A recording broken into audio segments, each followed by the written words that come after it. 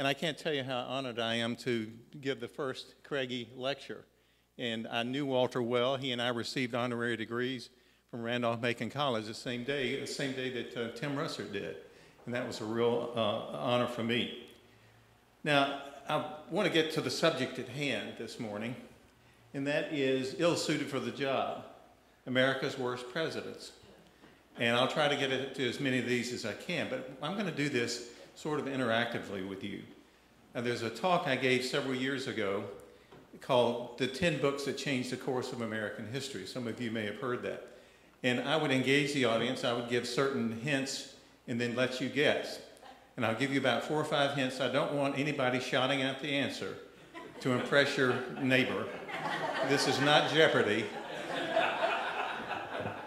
But I'll give you certain hints. But let me see a show of hands. How many of you are absolutely pleased with the choice of candidates for the presidency? All right, I can see one hand back there. And I want to ask which way it goes. But I don't think the American public is pleased with the choice of candidates this time. Never have candidates had such low marks for their being qualified for the job. Poll after poll indicates that more people are voting against somebody rather than for somebody. And no matter what the outcome of the election is, whoever gets elected has a huge job ahead of him or herself because of this great dissatisfaction. And we can agree or disagree as to the reasons for that. But what I want to talk about at first is a reference a column I wrote earlier this year on presidential greatness. And it's based on a book that was published 50 years ago this year. It's one of my favorite books, Presidential Greatness by Thomas A. Bailey. And in it, he ranked all presidents up until 1966. Who was president in 1966? This is your Lyndon Baines Johnson, all the way up to Lyndon Baines Johnson. And in it, he had some 40 traits that determine a great president. And let me mention some of those to you. Experience as a politician, those who have been most successful as president had some exposure to being a politician. They knew the give and take of government, of running, of compromising, so that was one. Test of character is number 2. They had to have integrity, credibility. 3, a temperament or personality. Was the person moody? Was he optimistic? Was he gloomy? Did he have a volcanic temper that sometimes got in his way? And last but not least, common sense. And you'll see examples of people who were very bright, very smart, but they simply did not have common sense. Well, this morning I want to talk about some presidents who could be considered far from great or successful. And here are my criteria. And each one of these persons had at least one of these characteristics. First, if we can change up, there were no significant achievements during their presidency. No significant achievement. You can't say that anything he did that happened during his administration can be attributed to him. They were unable to handle the demands of the job for whatever reason. They just simply couldn't handle the demand of the job. They were indecisive when decisiveness was required. They were poorly served by those around them, and they failed to do anything about it. 2 examples of that. They made ill-considered decisions that damaged the country. They may have been very successful before or after they became president, but they failed to perform when it counted, when they were in that top job. Any number of examples of he's a great ex-president, but he was very successful before, but he failed in that. And last, despite their obvious flaws as president, some were wildly popular and enjoyed widespread support of the American people. There are 2 examples of people who it was obvious that their presidency wasn't working, but they were loved by the American people and they got reelected of all things. And so I'm not going to mention any presidents within the last 25 years. There's a reason for that. I don't want to be lynched. So there are no Bushes, there's no Clinton, there's no Obama. We'll save that for a future talk. By the way, you all are guinea pigs this morning. This is the first time I've given this talk, and it will appear as a column in the paper in some form. All right, don't change the slide yet. but I'm going to give you some hints. This is my first president who I did not, and as I told of the Craigies, I don't think Walter would have approved of my choice yet. One historian wrote that this man was a near dwarf physically, but he was great intellectually. A dwarf physically, but a giant intellectually. He was one of those men who was more successful for his contributions other than the presidency. And war can determine the success or failure of a president.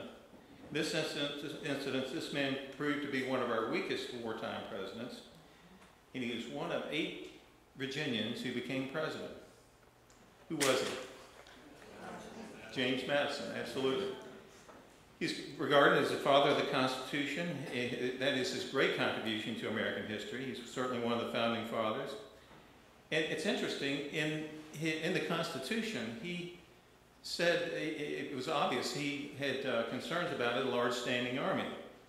Well, when he was elected in 1808 and took office in 1809, he had faced enormous problems because Great Britain and France, the 2 superpowers of the time, were routinely interfering with American trade. Great Britain also seemed to be instigating frequent Indian uprisings on the southern and western frontiers. And the United States was in no condition to go to war with these superpowers. But Congress pushed, with a group called the War Hawks, pushed Madison into declaring war, which we had no business doing. It would have been better if he could have been patient. So we declared war, and from the beginning, the war did not go well for the United States. And one of the problems of Madison was he was hindered by his inability to closely work with Congress to support the war effort. He'd never served in the military, and he made poor choices for his generals. And he was saddled with a divided cabinet, many of whom opposed the war. And he didn't do anything to have the dissidents removed from the cabinet. And he never developed a grand strategy for defeating the British. And he suffered the ultimate humiliation when British troops marched on Washington in 1814, forcing him to evacuate Washington, and much of the capital city was destroyed. Finally, in late 1814, the British had grown weary and had stretched financially from the ongoing war with Napoleon in France and Europe, and they agreed to negotiate a peace. In the end, the United States was fortunate to have lost and not lose that war, and not to make major concessions to the British. And I'm afraid that Madison must share a lot of the blame for the conduct of that war. And he proved to be the first, but not the last American president to be judged harshly by how he led his country during war. All right, you ready for the next one? This man is living proof that a high IQ does not necessarily indicate success as a president. Experts rate him as having the highest IQ of any president, anywhere from 165 to 175 IQ. He's also living proof that a wealth of experience and impeccable credentials do not necessarily lead to a successful presidency. He has served as a state senator, a U.S. senator, a distinguished diplomat, Secretary of State, and some other leading positions. Anybody want to guess? His father happened to be president too, the second president, John Quincy Adams. He was, you look at his qualifications, they were impeccable. He had been educated by a brilliant tutor, was educated at Harvard. When he was 12, he began keeping a diary, which he maintained until a few days before he died. It ended up being a 50-volume tome and insight into life. And he was absolutely brilliant. He always maintained his independence. As a matter of fact, when he was in his 20s, he broke from his father's Federalist leanings and was more Jeffersonian in his approach. He was appointed American Minister to Great Britain by President James Madison, and then served as Secretary of State under James Monroe. Now, the Monroe Doctrine, which bears the name of President Monroe, was really the work of John Quincy Adams. And he reached a point that he thought that his political future, that he needed to finish his career by becoming president. So by 1824, he felt it was his time. And his opponent was the great American hero of the War of 1812, one of the few, Andrew Jackson. Now, Jackson won the popular vote overwhelmingly. But he did not win enough electoral votes, which is one of the flaws of our system, you might argue. The choice of the presidency now stood with the House of Representatives. Henry Clay, the Speaker of the House, Henry Clay of Kentucky, who was born up in Hanover County, controlled the deciding block of votes, and he favored Adams over Jackson. He felt Jackson would be a great threat to the country, this upstart from Tennessee. Well, he swung the election, and John Quincy Adams served as, was elected president, and very soon after he was elected, he appointed Henry Clay Secretary of State, which was the plum position in the cabinet. Now the Jacksonians cried, you know, this is a corrupt bargain. And they used that against him, and they began running for the presidency and for the election of 1828, actually in 1824. Now, John Quincy Adams came in under this shadow, and he did not suffer fools gladly. He regarded most human beings around him as beneath him. He pushed for an ambitious set of ideas known as the American Plan, which called for internal improvements. We call it infrastructure, building of highways, canals. He advocated a national university, a national observatory, something equivalent to the Smithsonian. But they were ahead of these ideas were way ahead of his time, and he had no success in doing it. Now, some of these eventually became reality. But he refused to play the game of politics. He just didn't quite get it.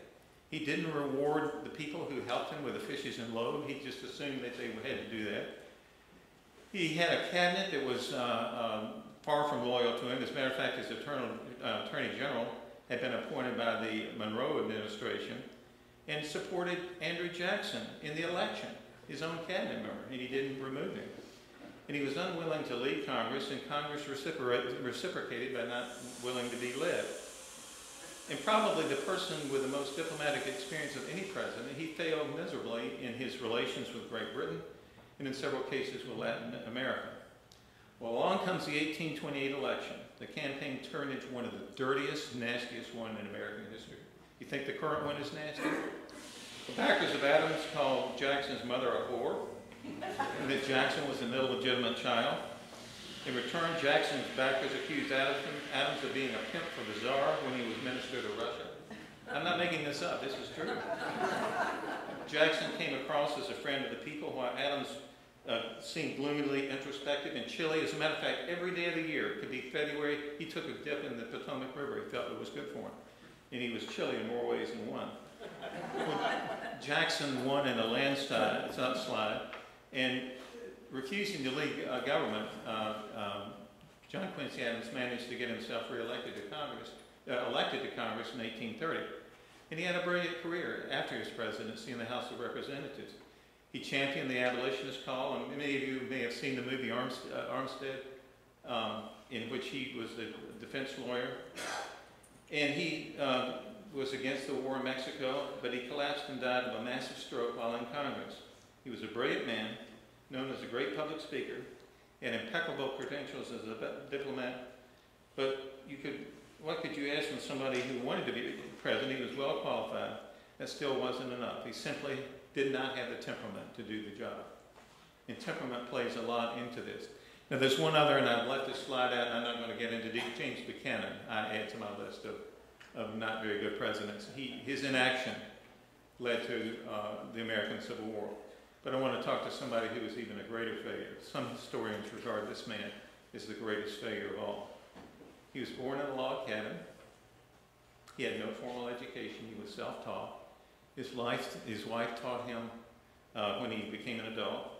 He was apprenticed as a tailor, and moving from his North Carolina home, one of 3 presidents born in North Carolina, he opened a tailor shop in Greenville, Tennessee. He became interested in government and politics at a young age, and he ran the full gamut of political offices: alderman, mayor, state and House, Senate, U.S. Congress, governor of his state, U.S. Senate, vice president, and president. He's probably our worst president. Who was he? Johnson. Andrew Johnson. He was a Democrat early on in his career. He championed the interest of the common man. He supported a number of pieces of legislation, reform legislation. He advocated the Homestead Act, which was staunchly opposed by Southern Democrats, that is offering free land to settlers in the West. And when the nation was threatened with civil war, he bucked his fellow Southerners early on by speaking out against secession. And when Tennessee joined the Confederacy in 1861, he was the only U.S. senator from a Confederate state who remained loyal to the Union. Because of this loyalty, President Lincoln appointed him military governor of Tennessee in 1862, which he ruled with an iron fist.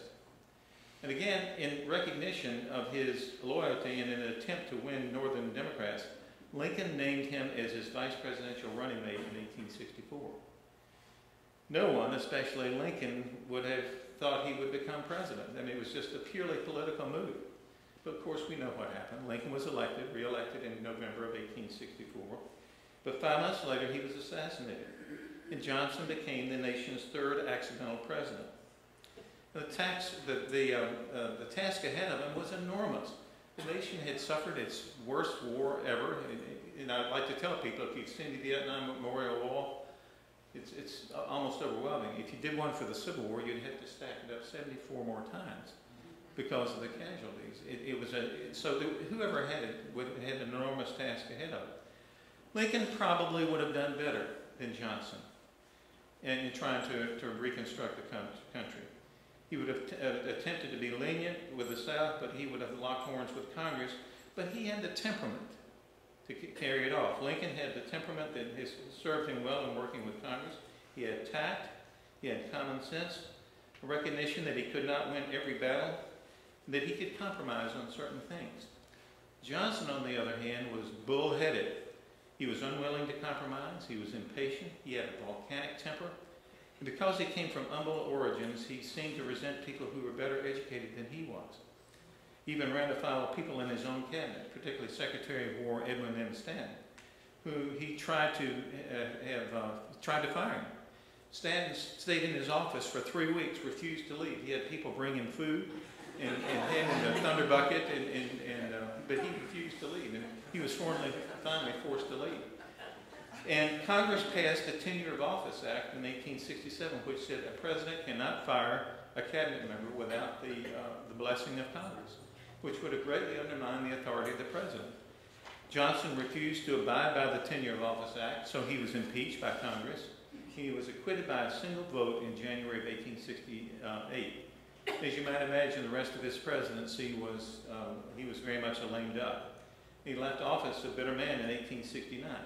But in some ways, he got his revenge when 6 years later, in 1875, he was elected to the U.S. Senate. But he died 6 months, we don't know which way he went, but he died 6 months later. And as I say, many people consider him the worst president of all. I want to make sure I have some time to answer questions. Now, this next president came from humble origins. His father was a farmer and ran a tannery. He was one of 8 presidents born in Ohio. He went to West Point because his father made him do it. He hated his time at West Point. He graduated without distinction except for horsemanship, for which he excelled. He served with great bravery in the Mexican-American War. And for several years after the war, he resigned from after several years in the Army, he resigned from his commission under accusation of alcohol abuse. Who are we talking about? U.S. Grant, yes. Prior to the Civil War, he went from one civilian job to another, each of which was a failure. And had there never been a Civil War, we probably never would have heard of it. You think about it. The war revealed his greatness as a military genius. He was turned down for numerous postings early in the war, but eventually he was named commander of an Illinois regiment. Then he had a meteoric rise over the next 3 years from obscure colonel to general-in-chief of all Union forces. And he's now regarded as one of America's greatest military commanders.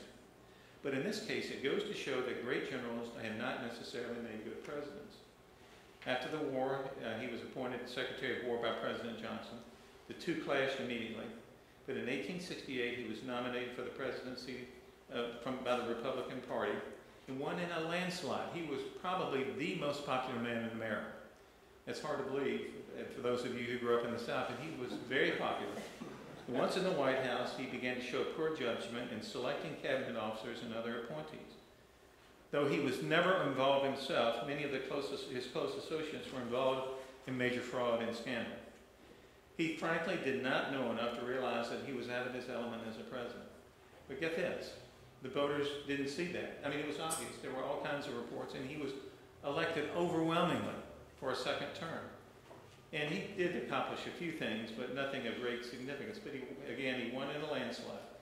And this goes to show that despite many obvious faults as president, the American people can be swayed by emotion and for sentimental reasons to vote for someone who is not qualified for the job. And after his presidency, he took the world tour and wrote one of the great personal memoirs ever in American history. It's absolutely brilliant. All right, let's move up to another one. Most highly rated presidents were noted for their great public speaking ability and were able to sway their audiences with their soaring oratory. However, this man's public speeches were fuzzy and contradictory. His inaugural address was described by a British observer as the most illiterate statement ever made by the head of a civilized government. Another person noted that his speeches are like an army of empty phrases marching across an empty landscape, making grand sounds but signifying nothing. Another person said that this president was the only man I know who could make 7 grammatical errors in a simple declarative sentence.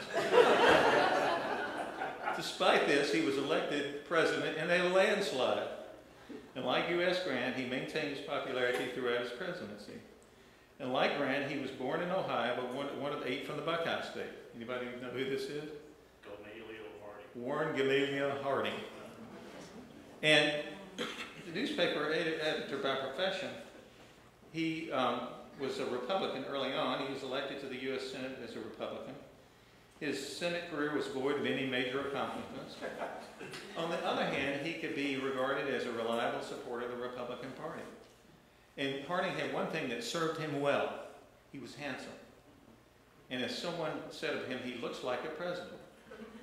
So that's a great qualification. He looks like a president. He was known to be quite a ladies' man during his presidency.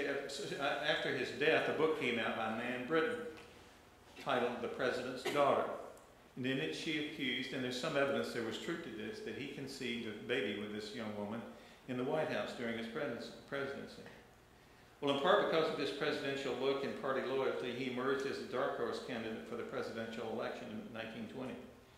He won the election handily, in large part because of the unpopularity of his predecessor, Democrat Woodrow Wilson, and his very activist government. As you know, Wilson had a very activist government, and many Americans felt they were tired of that, and they felt disillusioned after our entry into World War I. And Harding came into office with a slogan that was coined a new phrase, a return to normalcy. And it meant letting things take their natural course. In other words, laissez-faire. It's a clear rejection of government activism, government regulations, and activist foreign policy. Harding admitted that he was not the sharpest tack in the box, but he promised to appoint the brightest minds to his cabinet and to other key positions. Did he ever? Unfortunately, with few exceptions, he made a number of ill-advised appointments. Within the second year of his administration, rumors were rife of widespread corruption in several government departments. The most serious involved the Secretary of the Interior in the infamous Teapot Dome scandal, in which the Secretary of the Interior, Albert B. Fall, was accused and eventually convicted of stealing millions of dollars from the sale of government-owned oil reserves in Wyoming, known as Teapot Dome. Fall became the first cabinet member ever convicted and sent to jail during an administration. By Harding's 3rd year in office, and he was still very popular, media reports on corruptions within his administration reached a fever pitch. And Harding said, "I had no trouble with my enemies, but my friends are the ones who would keep me walking the floor at night." A few weeks later, he started on a long transcontinental train ride to a tour to Canada and Alaska. And while in Alaska, he received a telegram from Washington informing him of the extent of the corruption that would soon be exposed. He was deeply shaken. His train headed south. When he neared San Francisco, he became gravely ill with what one spokesman said was ptomaine poisoning. And a day later, it was announced that the president had died. To this day, the reasons for his death are not entirely clear. And his death shocked the American people deeply. So here's somebody who was immensely popular like Grant. It was obvious that he was not qualified for the job, but for some reason, American people chose to elect him as their president. Now let's see, I'm going to watch my time, so we have some, let's go to the next slide. I'm going to very briefly talk about Herbert Hoover. He was a great man before he became president. In many ways, he was a great man as a post-president. But he simply did not respond to the Great Depression as quickly, and he did not inspire the people. And Roosevelt came in with a voice, and you may disagree or agree with what Roosevelt did, but he had the ability to inspire people. And in an age of media, and this becomes very important, by the time Hoover was president and Roosevelt became president, the power of radio was incredible. And he did not know how to inspire the American people. And as a result, he was overwhelmingly not reelected. He ran again, and he was crushed in his reelection. All right, the next one. This may not be popular. Jimmy Carter is one of those persons who I don't think we can say his presidency was a great success. He did not learn how to work with Congress, particularly his own party. He managed to tick off many of the leaders of the Democratic Party. Didn't take him anything to tick off the leaders of the Republican Party. He was very much a loner, and he didn't inspire people. And he is a case in point of somebody who was a very good man and good politician and governor before, and has become one of our greatest ex-presidents. Some people may disagree with that, but I think his greatness has been since his presidency. So he falls within the 25-year category. Let's see the next slide. Now, who should we elect in November? Here's a quote from Herbert Hoover. But I think he's right. The first requisites of a president of the United States are intellectual honesty and sincerity. And I think that is, we need to look at our candidates and flip a coin. No. And it's interesting. Last night's debate was interesting, and we can discuss that. But I sat there looking that neither one of these men, despite their disagreements and despite one interrupting the other, in many ways, we would be better off if we flipped the vice presidents with the president. But that's my opinion. So I promised Sarah that I would leave some time for questions and answers if anybody want to nominate a candidate for my list? Yes, Laura. Can you say who your favorite president was? Abraham Lincoln. I think he was the right man at the right place, and he could have done some things to prevent the war, but he is the model for all. And Lincoln, and then very close behind, and this is almost the ties, George Washington. You think both of those had huge tasks. George Washington had to be a success as president. There had never been any, it was a unique position that had been created, nothing like it in the world. And it took a figure like George Washington to have the stature and the credibility and make the tough decisions that started the presidency off. You think about it, we have the same system. We have not changed our form of government in more than 200 years. You look at Italy, it's gone through 60 different types of governments, France, a bunch of them. But without Washington, that would not have worked. And Lincoln saved the republic. And I know I've written about it in my book, I talk, what if the South had won the Civil War? Think about that. If the South had won the Civil War, you would have two nations. But I argue that there would have been more than two, because the states west of the Mississippi, there was a precedent for creating another republic. And so you could have had 2 or 3 Western republics, the West Coast, whatever, the Southwest. So the United States would have been balkanized. And I shudder to think what would have happened to the world in 1939 and 40 and 41 had we not been the great United Nations. We became the arsenal of democracy. So I think that's important. And then Franklin D. Roosevelt, I admire him, not so much for the New Deal, but he became, like Lincoln, a great wartime president. I'm reading a book now, Citizens of London. I don't know if any of you read it. It's a great book about these Americans who were in England in the early years before the United States entered. And it's obvious that Roosevelt played a key role in making some very bold decisions before we went into the war to help Britain stay afloat. And I think, so those are my 3 favorites. Yes? Do you feel that any one president was most aggressive in the pursuit of dominance in the world? Yes. I don't know about dominance, reckless in his foreign policy, and I can think, too, I think Lyndon Baines Johnson made a mistake of getting us involved in Vietnam. This great fear that there was a domino theory that all communists were the same. We now know that not to be true. And then I'm getting within about 25 years, I think George W. Bush made a big mistake in going into Iraq without the evidence. And the idea that we could rebuild nations, I think, was a mistake. So those are the two that come to mind immediately. You think about this, the United States has been involved in 13 major wars and conflict. Only 3 have been fought on American soil. Have you thought about that? Most of our wars have been overseas, and we've been protected to a great extent by the ocean. And the water surrounding the United States is a natural defensive tool that we have, and as a result, most of our wars have been overseas.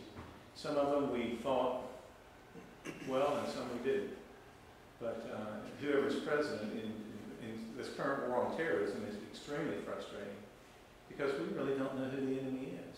It's not a conventional war. So anyway, that's my thoughts. Yes? Why is Nixon not on your list, or did you run out of time? Well, no. Notice that one of my criteria was there were no significant achievements during, and not all of these apply. And I'd say Nixon's policy toward China was a brilliant stroke. I give him credit for that. Other than that, he was a miserable president. But I came close to putting him on there. But I think his China policy. But you look at these other men, there really were no major achievements during their presidency. All right, any other questions? I appreciate it. Yes, Tina? I'd like to hear you talk a little bit about Andrew Jackson because you had that affinity early in your career. Well, I spent 3.5 years with the papers of Andrew Jackson. Fascinating man. He came from nowhere, came from poverty, moved to Tennessee. A lot of people thought he was I hear people, well, he didn't have any experience. He had a lot of experience. He was a judge. He served on the Tennessee State Supreme Court. He was in the U.S. House of Representatives. He was a U.S. Senator, and then he served as a general. So it's not that he was unqualified. He had a temperament that was problematic. He had an explosive temper. He could get away with it to some extent. But he made a number of mistakes. We now know that his policy toward the removal of the Indians, he did it, and I know this because I worked on this part of his papers, he did it for so-called humane reasons. He said that the Indians would be better off in territory than on their own. And it was a terrible tragedy. The Trail of Tears went within eyesight of the Hermitage. I never will forget that. That we could see where the Trail of Tears went. Now, and he was in Washington during that period. His destruction of the Bank of America with nothing to substitute for it was a huge mistake. But he did the country a great favor when South Carolina threatened secession. That they were going to nullify that the state could veto any federal act they didn't agree with, which would have ruined the republic. And he said, I will personally lead an army into South Carolina and hang those nullificationists to the nearest tree I can find. And they backed down. And I think that's his great contribution. And of course, he's another one that had a very successful, the Battle of New Orleans was a stunning defeat for the British. This was like, let's see, it would be like University of Richmond beating Alabama in a football game. In Tuscaloosa. And it was an amazing victory. And despite the fact that we barely won that war, we came out of it with him, a real hero. And with the United States feeling very good about itself because University of Richmond had beaten Alabama. Yes. In a work of fate, wasn't the Battle of New Orleans after the war was over? Yeah, the Treaty of Ghent had been signed. And of course, communications were such that the battle, tragically, was fought about a month after the war had been officially over. And the British, it was the most serious defeat the British Army had ever suffered. These were veterans of the Napoleonic War. They were fighting against backwoodsmen and a few regulars, and Jackson just mowed them down. It was a serious defeat. And General Packingham, who was commander of the British Army, had requested if he was killed, he wanted to be buried back in England. So they packed him up in a wine cask, and I always call it Pickle Packingham. And if you go to Westminster, St. Paul's, you'll see He is in tune there in St. Paul's in London. It does not say pickle packing. Yes, Laura. Could you tell us about your new book? Well, why not? I've been writing essays for the Times Dispatch. First one was in 1992 about VHS. But I've always felt that I enjoy teaching a lot. And when I developed Parkinson's disease for several years, 12 years ago, and I decided to retire early from the Virginia Historical Society, I wanted to do more than just sit at home and form a consulting business, but I love to write. And I consider it a form of teaching. And I'm not comparing myself to Carl Sagan, but if any of you all saw that series he did on cosmos, he was a brilliant scientist and an astronomer. And he could explain the most complex things and make them understandable and make you think of things in a different way. And I'm not a Carl Sagan, I'm not brilliant or whatever, but I enjoy writing pieces on American history, a variety of American history subjects, and having people look at things in a different light. You know, for example, I told you about the Civil War. I don't think people have thought that through. What if the South had won? I grew up with a picture of Robert E. Lee on my wall at home, saying, oh, if we'd only won Gettysburg. Then as I became more educated, I thought, well, what if we won Gettysburg? I don't think it would have turned out as well, but looking at things in a different light. So I'm limited to 750 words. It's a great exercise. I have Parkinson's, and you're supposed to exercise your brain.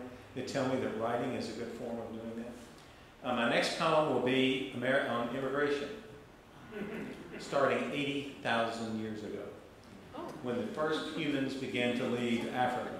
And I talk about the evolution of the human species and how we moved out, and we then populated the entire world. How we got to the South Sea Islands is one of the great mysteries. But then I say it continues, that the human species will always continue to be searching for new planets. We're talking about setting up a colony on Mars. So that's my next column. Then I wrote one, I don't know if they'll take this one or not, but why are so many Army posts in the South named for lousy Confederate generals?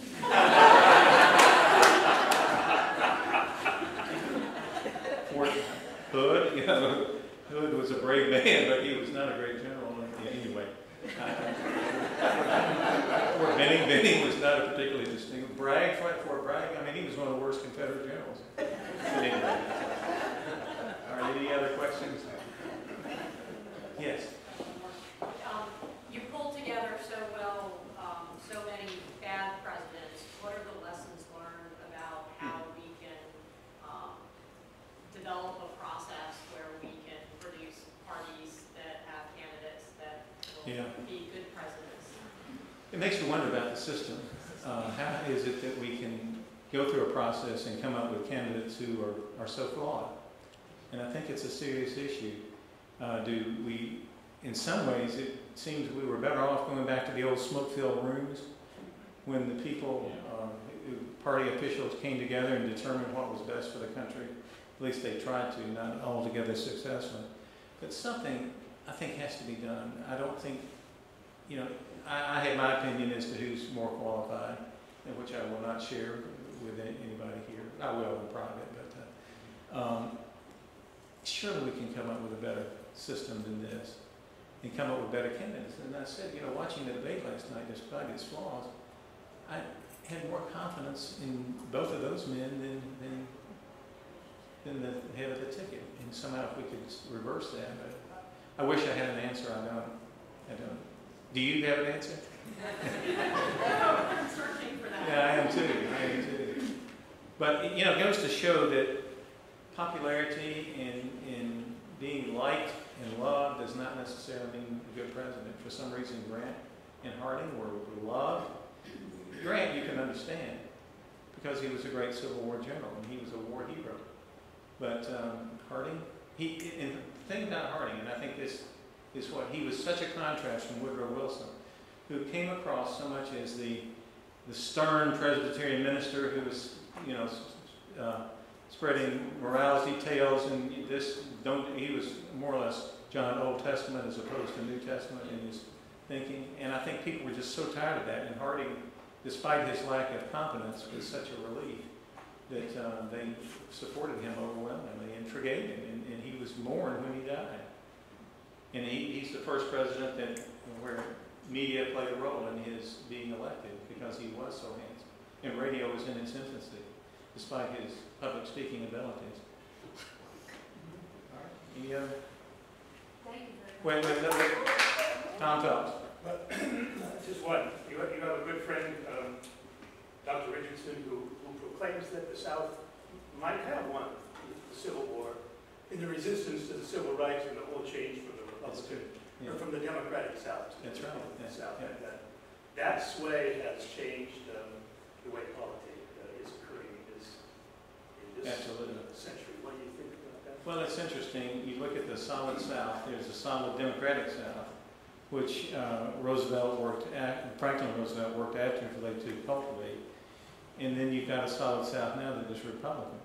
And I think it goes very much to the Civil Rights Acts, where the Southerner, Lyndon Baines Johnson, pushed it through, was able to get enough votes and enough Southern votes to get it through. But it was the Democratic Party that was associated with the Civil Rights Act, and that's when you begin to see the shift in the South to the Republican Party. I think, unfortunately, it's very closely tied to race, because I